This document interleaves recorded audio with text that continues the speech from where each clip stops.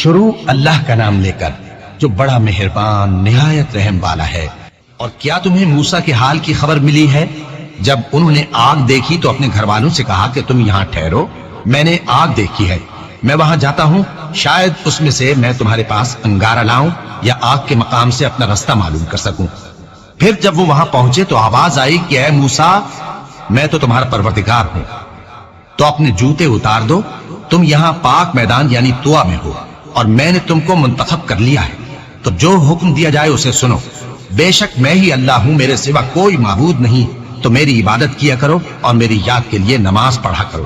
قیامت یقیناً آنے والی ہے، میں چاہتا ہوں کہ اس کے وقت کو پوشیدہ رکھوں تاکہ ہر شخص جو کوشش کرے اس کا بدلہ پائے، تو جو شخص اس پر ایمان نہیں رکھتا اور اپنی خواہش کے پیچھے چلتا ہے کہیں تم کو اس کے یقین سے روک نہ دے، تو اس صورت میں تم ہلاک ہو جاؤ۔ اور اے موسیٰ، یہ تمہارے داہنے ہاتھ میں کیا ہے؟ انہوں نے کہا یہ میری لاٹھی ہے، اس پر میں ٹیک لگاتا ہوں اور اس سے اپنی بکریوں کے لیے پتے جھاڑتا ہوں، اور اس میں میرے اور بھی کئی فائدے ہیں۔ فرمایا کہ موسیٰ اسے زمین پر ڈال دو، تو انہوں نے اس کو ڈال دیا اور وہ یکا یک سانپ بن کر دوڑنے لگا۔ فرمایا کہ اسے پکڑ لو اور ڈرنا مت، ہم اس کو ابھی اس کی پہلی حالت پر لوٹا دیں گے، اور اپنا ہاتھ اپنی بغل میں دبا لو کہ وہ کسی عیب و بیماری کے بغیر سفید چمکتا دمکتا نکلے گا۔ یہ دوسری نشانی ہے تاکہ ہم تمہیں اپنے بڑے بڑے نشانات دکھائیں۔ تم فرعون کے پاس جاؤ کہ وہ سرکش ہو رہا ہے، کہا اے میرے پروردگار، اس کام کے لیے میرا سینہ کھول دے اور میرا کام آسان کر دے، اور میری زبان کی گرہ کھول دے تاکہ وہ میری بات سمجھ لے، اور میرے گھر والوں میں سے ایک کو میرا وزیر یعنی مددگار مقرر فرما، یعنی میرے بھائی ہارون کو، اس سے میری کمر کو مضبوط کر اور اسے میرے کام میں شریک کر، تاکہ ہم تیری بہت سی تسبیح کریں اور تجھے کثرت سے یاد کریں، تو ہم کو ہر حال میں دیکھ رہا ہے۔ فرمایا موسیٰ، تمہاری دعا قبول کی گئی، اور ہم نے تم پر ایک بار اور بھی احسان کیا تھا جب ہم نے تمہاری والدہ کو الہام کیا تھا جو تمہیں بتایا جاتا ہے، وہ یہ تھا کہ اسے یعنی موسیٰ کو صندوق میں رکھو، پھر اس صندوق کو دریا میں ڈال دو تو دریا اس کو کنارے پر ڈال دے گا، اور میرا اور اس کا دشمن اسے اٹھا لے گا۔ اور موسیٰ، میں نے تم پر اپنی طرف سے محبت ڈال دی، اور اس لیے کہ تم میرے سامنے پرورش پاؤ۔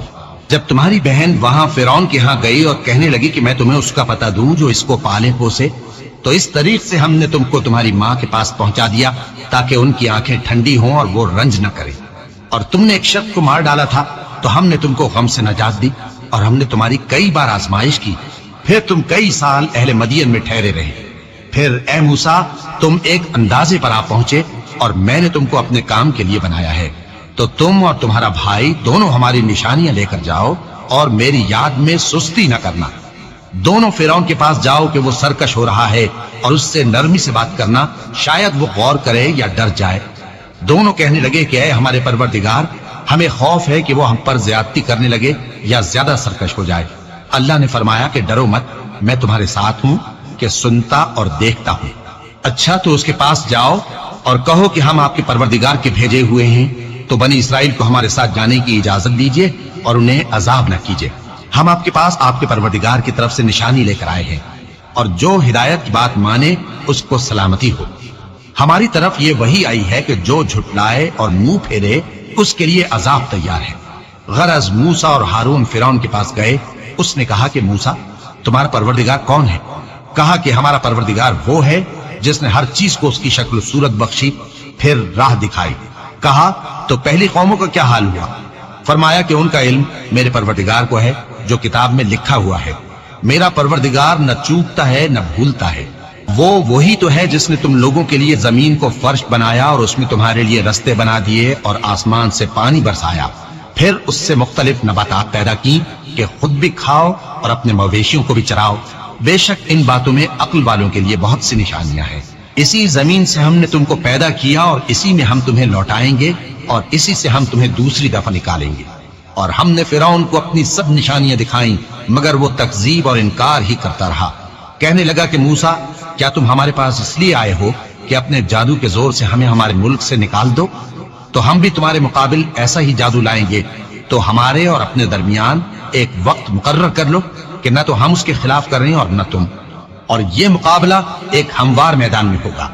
موسیٰ نے کہا کہ آپ کے لیے یوم زینت کا وعدہ ہے، اور یہ کہ لوگ اس روز دن چڑھے اکٹھے ہو جائیں۔ تو فرعون لوٹ گیا اور اپنے سامان جمع کر کے پھر آیا۔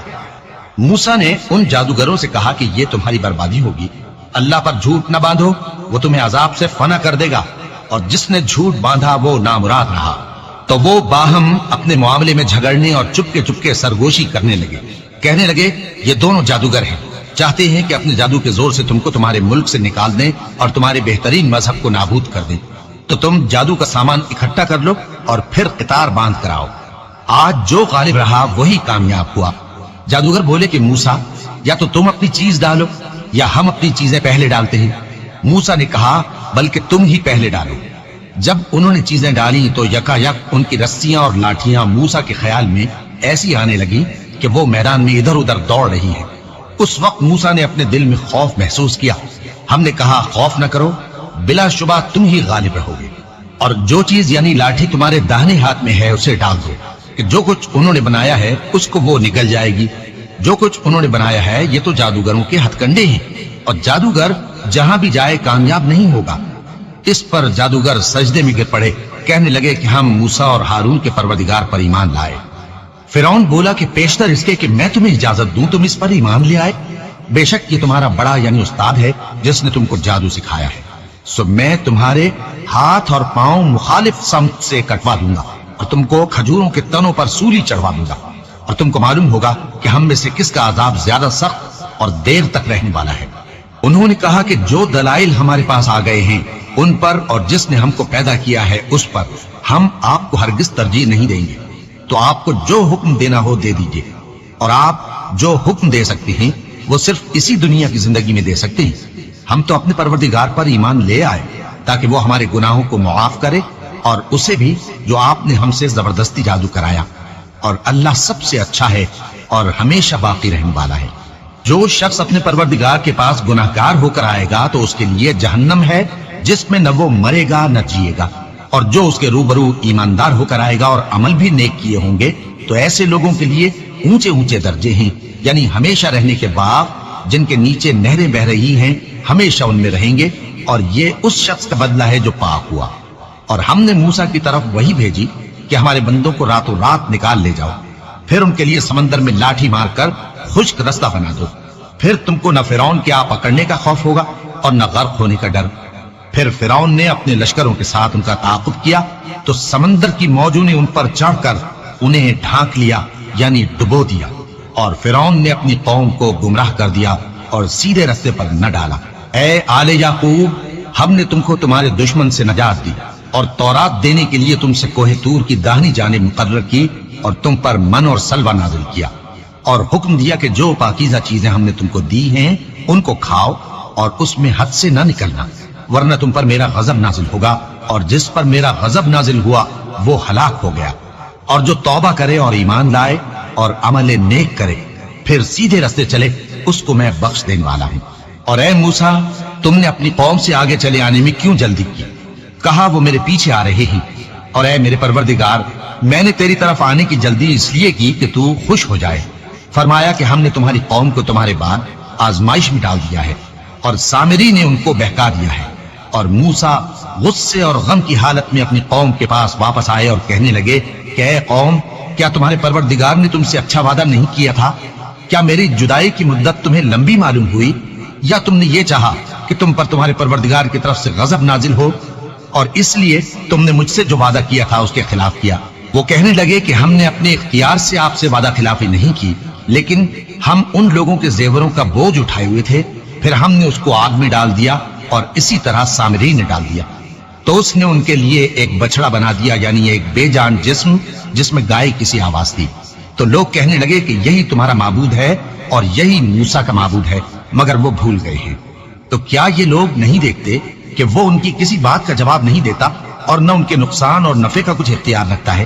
اور ہارون نے ان سے پہلے ہی کہہ دیا تھا کہ لوگوں، اس کے ذریعے تمہیں فتنے میں ڈال دیا گیا ہے، اور تمہارا پروردگار تو رحمان ہی ہے، تو میری پیروی کرو اور میرا کہا مانو۔ وہ کہنے لگے کہ جب تک موسیٰ ہمارے پاس واپس نہ آئے ہم تو اس کی پوجا پر قائم رہیں گے۔ پھر موسیٰ نے ہارون سے کہا کہ اے ہارون، جب تم نے ان کو دیکھا تھا کہ گمراہ ہو گئے ہیں تو تم کو کس چیز نے روکا تھا؟ یعنی اس بات سے کہ تم میرے پیچھے چلے آؤ، بھلا تم نے میرے حکم کے خلاف کیوں کیا؟ کہنے لگے کہ اے ماں جائے، میری داڑھی اور سر کے بالوں کو نہ پکڑیے، میں تو اس سے ڈرا کہ آپ یہ نہ کہیں کہ تم نے بنی اسرائیل میں تفرقہ ڈال دیا اور میری بات کو ملحوظ نہ رکھا۔ موسیٰ نے فرمایا تو اے سامری تیرا کیا حال ہے؟ اس نے کہا کہ میں نے ایسی چیز دیکھی جو اوروں نے نہیں دیکھی، تو میں نے فرشتے کے نقش پا سے مٹی کی ایک مٹھی بھر لی، پھر اس کو بچڑے کے جسم میں ڈال دیا اور مجھے میرے جی نے اس کام کو اچھا بتایا۔